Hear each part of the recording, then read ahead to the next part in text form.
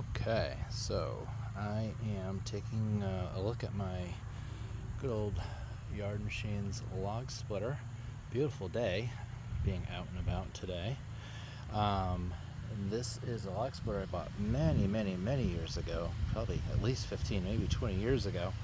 And the engine on it was very tired, so I got it cheap, but I used it for many years, and then I finally replaced it with a good old Harbor Freight Predator engine. However, it's been sitting for a couple of years because I haven't used it. I haven't had time to really do a lot of log splitting and cutting, but I do have a cord or two that I need to split up that I want to burn this year. So when I first took it apart here, started taking covers and cowlings off. I'm trying to get it was stuck. I cleaned it all out, got all the mice and spider nests out of the cooling fans. I pulled the plug already. It looks good. Actually looks really good. There was mice nest all up in there. Probably this light's not that great. I got to take the carburetor off. I checked the gas tank and it is doesn't look like you can, but it was dry, so that's good. It's very clean. So I'm actually going to cover that up before the wind blows a bunch of junk in there. This was stuck, but I put a ratchet on it. It came loose pretty easily, and it's definitely got compression. So it's, yeah, there it goes. So it's a little tight.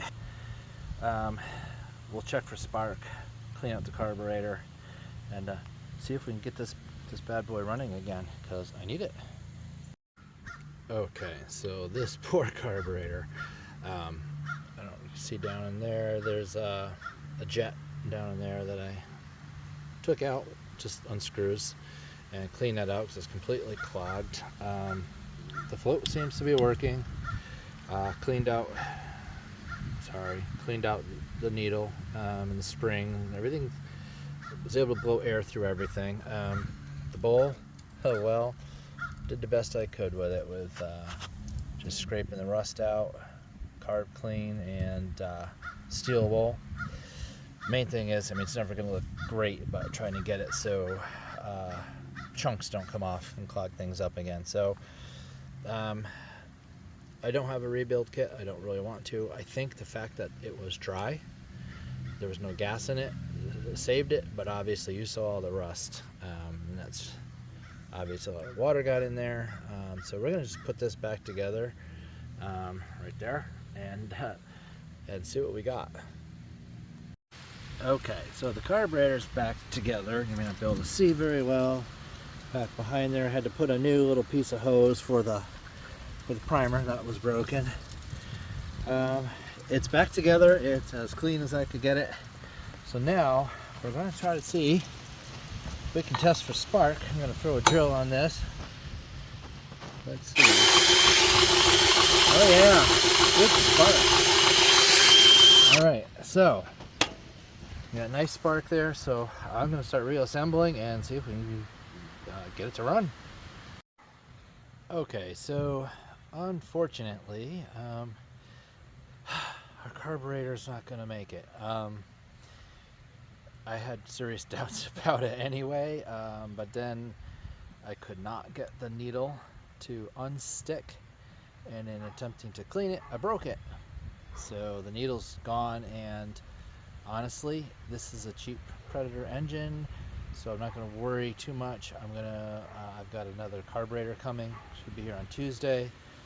You know, good old $15 Amazon Chinese carburetor, but hey, this is a cheap Chinese engine, so it should fit right.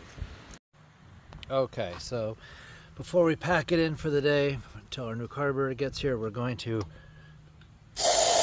right down the cylinder and we're going to give it a pop. I thought we were going to give it a pop. Okay, let's try this again. See if the drill's going to work this time. So you can see it fired over. Oh boy! Oh, look at that! It caught the grass on fire. Woohoo! Well, that's fun. Let's try that again. Maybe a little less fluid. Now let's see. Here we go. So it fired over. When I get the new carburetor, we'll slap it on hopefully, and away we'll go. Okay, so it's been a couple of days. I got the new carburetor from Amazon, so I put everything back together the other day because it's the best way not to lose stuff. Let's just get right in here and start pulling the old one off. Right, first try, 10 millimeter.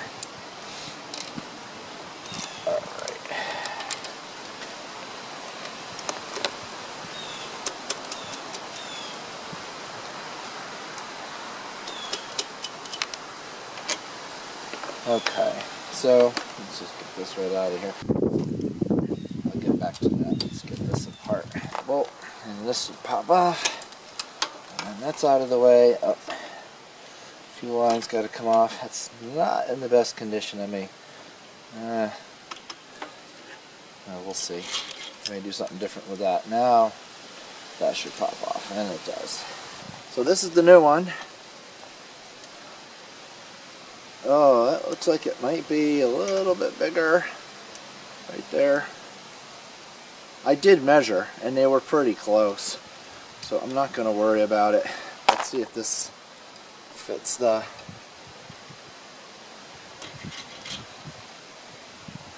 Did I do that backwards? I did. What a dope. That was backwards the first time. It goes this way. So, if you ask me, that's gonna fit. Let's get this on here. Yeah, let's get this like that.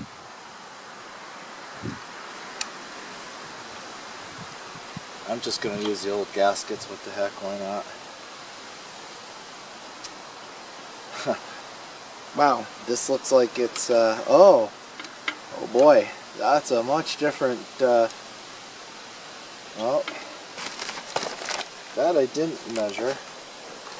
Oh, they did give me some fuel line, but I don't know if that's gonna fit. That is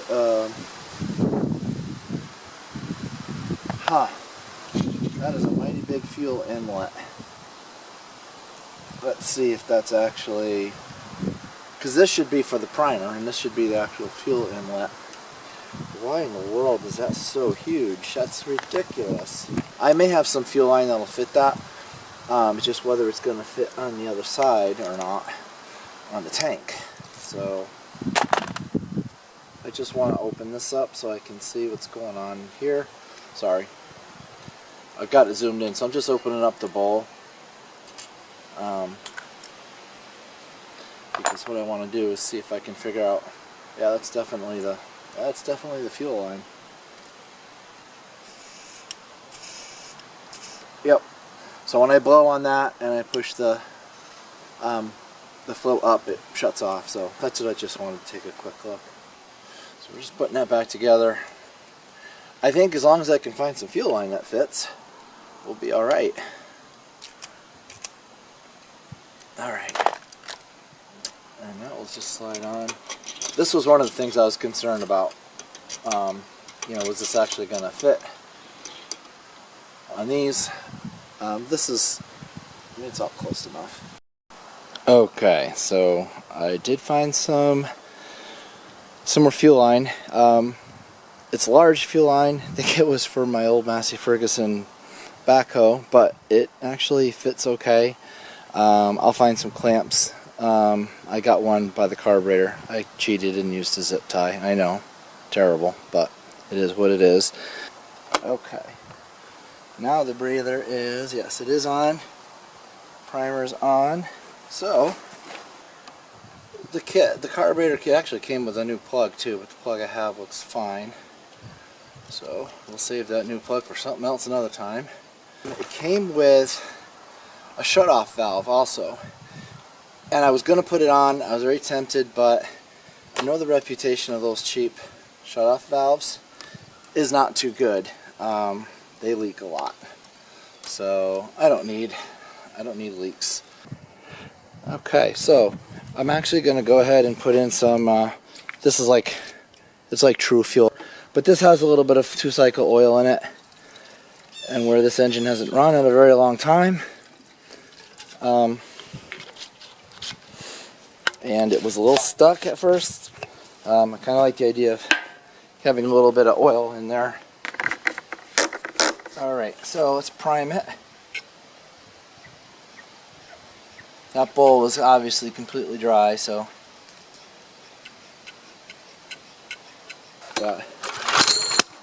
whoop, uh-oh.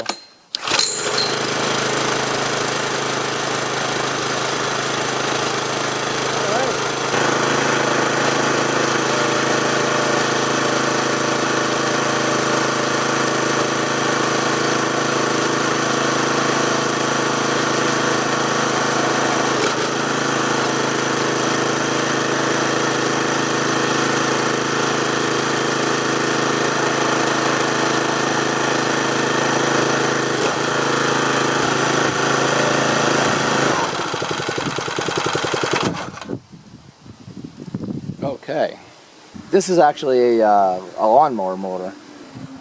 This, it's stuck now, but this, it's basically like a safety switch. 9 times out of 10 this thing runs out of gas before so that's all stuck. That's alright. Let's try starting it up again. Yep, maybe give it some prime.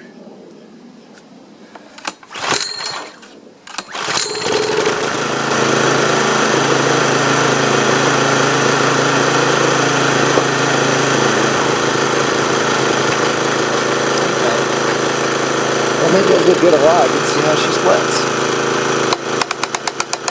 It's smoking a little bit because it is running that gas, 2-cycle gas with oil. And you can smell the mice. I'm not too far out of the mice. Smell it.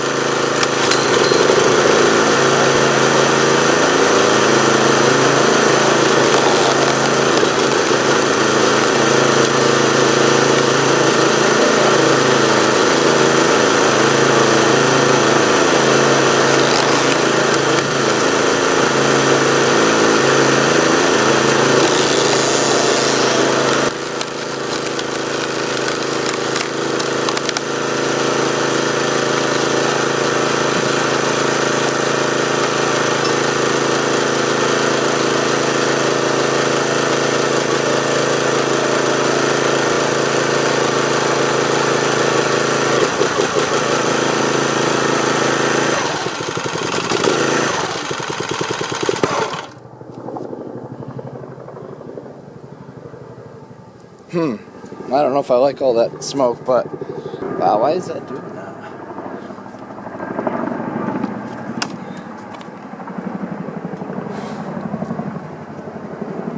Well, we'll see how that goes when I get some regular gas in it, but it seems to run fine. It doesn't need to rev up a lot.